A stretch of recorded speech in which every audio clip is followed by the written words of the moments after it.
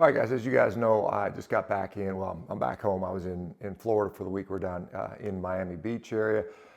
It's good to be back home, but I got to tell you, I really enjoyed the weather down there, having access to the beach. And I would be lying to say we weren't considering potentially a potential move down there at some point. So we'll just have to see what happens over time. The properties are a little inflated right now there, so hopefully the market will correct itself and make it more of a viable option down the road.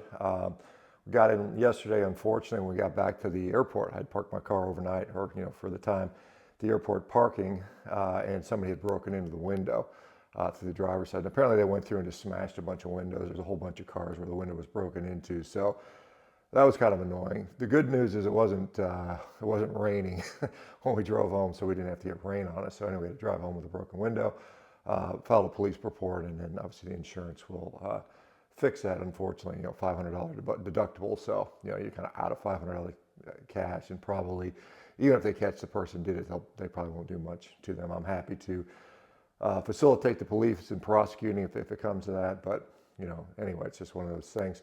But I wanted to share with you guys you know, just something of a routine that I'm starting to develop, which I think is going to provide tremendous dividend. And so this morning I got up and walked. We did, every day on the beach in Miami. You're crazy not to get up and walk. I mean, early morning, particularly when before it gets too hot, before all the people are out. It's great, practices to get up, experience the sunshine, get moving. That's a generally good practice. Now, obviously, depending on where you live, that may or not be practical. North Dakota in the wintertime, perhaps not so convenient. So again, maybe a reason to move to a place where the climate allows that. But the other thing, as I mentioned this before, as I get older, and that happens to all of us, one of the most common things we lose is the ability to sort of be explosive, to be bouncy, to jump. And so I'm actively and very methodically pursuing that. And as I mentioned, I'm doing, once again, this morning I went out to the garage, just hopped around, 2-footed, 1-footed, progressively, very, very short, small amplitude jumps, and then increasing the amplitude, a little more power behind that. And that's something that I think is going to provide a tremendous amount of benefit, particularly as I get starting on this path to start sprinting and running, these goals which I listed the other day, being able to hit a 400-meter dash under 60 seconds and 100 meters under 13 seconds, which is a big ask. And I think the 100 is going to be the hardest, to be honest, for anybody, particularly, but over 60, for anybody over 60, but particularly given my overall size, I'll have to come down. I'm currently weighed in this morning right at 260 pounds. I'll probably have to get down to probably 240, maybe even to sub 240 to be able to do that realistically, I think. And we'll have to see. We'll have to make those assessments as it goes. But I'm 57, 57-ish, 57 and a half, I guess, close.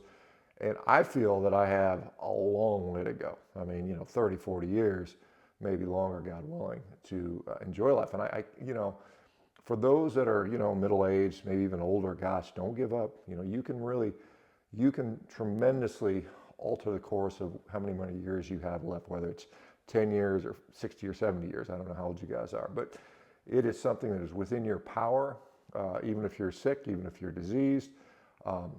Utilize Revero to get off, to get fixed, get healthy, and then what do you do? That's the question, because as I think about Revero as a mechanism to get people healthy, I mean, we don't want them, honestly, I don't want patients to hang around for years. We want to get you better so that you can do these next level things. That's what life is about. No one goes to their grave saying, "Oh, I wish I'd watched more TV. Oh, I wish I would have played more video games." I mean, you think about it. I don't think anybody really does that at the end of their life.